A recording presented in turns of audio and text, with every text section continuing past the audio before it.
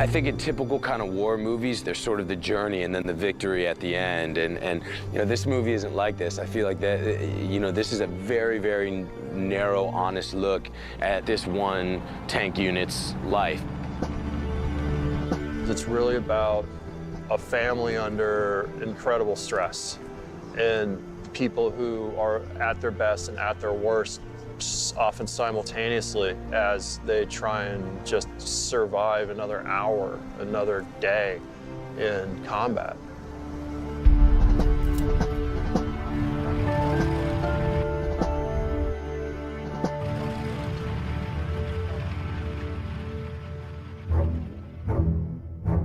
My job as a director is to give the actors as much fuel, information, and point of reference as I possibly can. There was this long process of training. Dave is ferocious about authenticity and set us up with some beautiful, beautiful experiences. And one of them was getting to meet several vets who were all in their 90s and had survived D-Day landings and Battle of the Bulge. They had a closed-door session, and the doors are shut and locked, and I don't know what was discussed, but what I heard of it was that these veterans told, you know, my cast things that they had never even told their own families. Part of the pre-production was saturating the cast with vets from all different eras, but none more important than the 2nd Armored Division vets. We were really fortunate to meet with some really generous people that were open in sharing their stories, which were probably a lot of tough stories to tell, and we all gained a lot from those conversations. They wanted to get the idea of how it felt while we were in the service and what life was like within the tank crew. When World War II started, for most of us as kids, we were only about 20 years removed from World War I.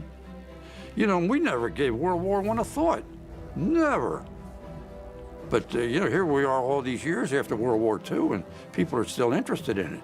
Well, Don Evans was a big one for me because Don Evans is a Christian man, righteous man, who will tell you the difference between killing and murder.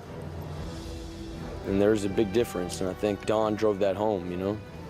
They're very visceral descriptions of what it was like being in a tank, the heat, the exhaust, it was oily, the smell of death, it's always in the air. The things that I was looking at downstairs in that tank, I was 1 foot off the ground, and I saw what was coming in and landing right in front of me, and sometimes putting a hole in the ground right in front of us.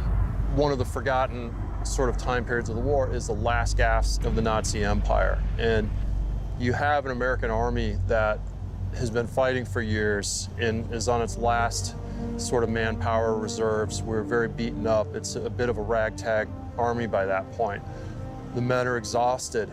Most of them were, you know, were undertrained, they were under-equipped, they were dealing with incredible hardships and weather, lack of calories and food, and lack of sleep, and they had to push on under the most harrowing of conditions. The stories that they were saying, like, they were very candid with us. We're like, wow, I can't believe, you know, a person is capable of doing that. But he says, you know, in war, there's, you become an animal. You know, there's times where you become an animal and then you right back normal. You know, you'd be amazed what a man's capable of. They even wrote in his newspapers, August 1944, that the 2nd Armored Division was called Roosevelt's Butchers, and that's what the Germans called us. It was dirty, and the way it is, you got to realize that we did all kinds of things to win the war, and that's why you're still here. Combat's a dirty business. It's a brutal, brutal, dirty business. It's soul-crushing. And to become an effective soldier, everything you learned growing up sort of goes out the window. Yet, at the same time, paradoxically, you know, you can't lose who you are. You can still be a decent person. You can still be a good person.